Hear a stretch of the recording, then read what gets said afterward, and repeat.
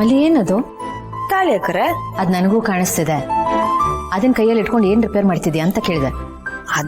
ಅದೊಂದ್ ದೊಡ್ಡ ರಾಮಾಯಣ. ಏನಾಯ್ತು ಅಂತಂದ್ರೆ ಕೋಚಿಂಗ್ ಕ್ಲಾಸಿಂದ ವಾಪಸ್ ಬರ್ತಾ ಇರೋ ಸರ್ಗಳನ್ನ ಬಂದ್ಬಿಟ್ಟು ನನ್ ತಾಳಿ ಕತ್ಕೊಂಡು ಹೋದ.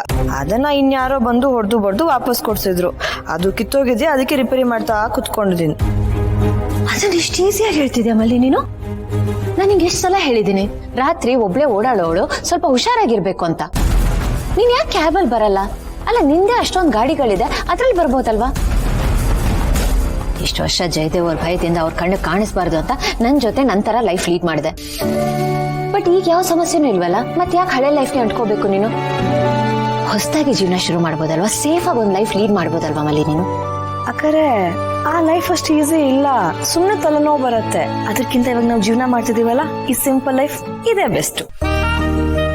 ಈ ಆಸ್ತಿ ಪಾಸ್ತಿ, ಕಾರು, ಬಂಗ್ಲೆ, ಮನೆ, ಮಠ, ಭೂಮಿ ಇದೆಲ್ಲ ಫ್ರೀಡಮ್ ಕಿತ್ಕೊಂಡ್ಬಿಡುತ್ತೆ. ಫ್ರೀಡಮ್ಮೇ ಇರಲ್ಲ. ಸುಮ್ನೆ ಗುಡ್ಡೆ ಹಾಕ್ತಾ ಇರ್ಬೇಕು. ಆ ಆಸ್ತಿ ನೋಡ್ಕೊಳ್ಳೋದ್ರೆ ನಮ್ ಜೀವನ ಸತ್ತೋಗ್ಬಿಡತ್ತೆ. ಅದಕ್ಕಿಂತ ಇದೇ ಬೆಸ್ಟ್ ಅಂತ ನಾನು ಹೇಳ್ತಾ ಇರೋದು. ಅದು ಅಲ್ಲದೆ ನಿಮ್ ಜೊತೆ ಇದ್ದು ಈ ಸಿಂಪಲ್ ಲೈಫಿಗೆ ಒಗ್ಗೋಗಿದ್ದೀನಿ. ಈ ಆಸ್ತಿ ಪಾಸ್ತಿ ಸೆಕ್ಯೂರಿಟಿ ಅದೆಲ್ಲ ಏನಿದ್ರು ಶೋಕಿ ಅಕ್ಕರೆ. ಸಿಂಪಲ್ ಲೈಫೇ ಸೂಪರ್ ಲೈಫ್.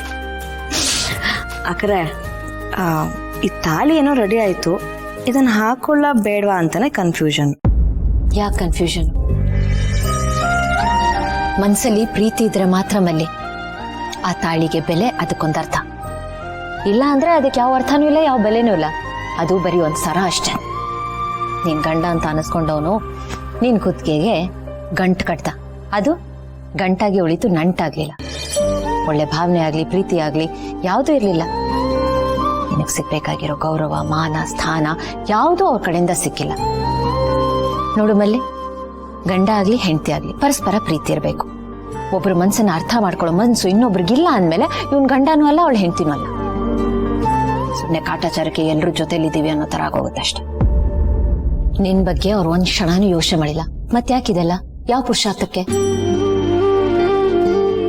ಬರೀ ತಾಳಿ ಕಟ್ಟಿದ್ರೆ ಗಂಡ ಅನ್ನಿಸ್ಕೊಳ್ಳಲ್ಲ. ಮೇಲೆ ಈಗ ನನ್ನನ್ನ ಮತ್ತೆ ನಿನ್ ಭಾವನವ್ರನ್ನೇ ತಗೋ. ನಾವಿಬ್ರು ಜೊತೆಲಿ ಇಲ್ದೇ ಇರಬಹುದು.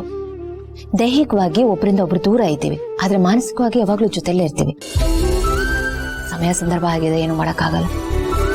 ಬಟ್ ಈಗ್ಲೂ ಒಳ್ಳೆ ಭಾವನೆ ಇದೆ.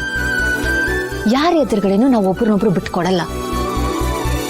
ಅನಿವಾರ್ಯತೆ ನಾವಿಬ್ರು ದೂರ ಇರಬೇಕು, ಆದ್ರೆ ನಾವು ಜೊತೆಲಿ ಇರ್ಬೇಕಂತಾನೆ ಭಾವಿಸ್ತೀವಿ.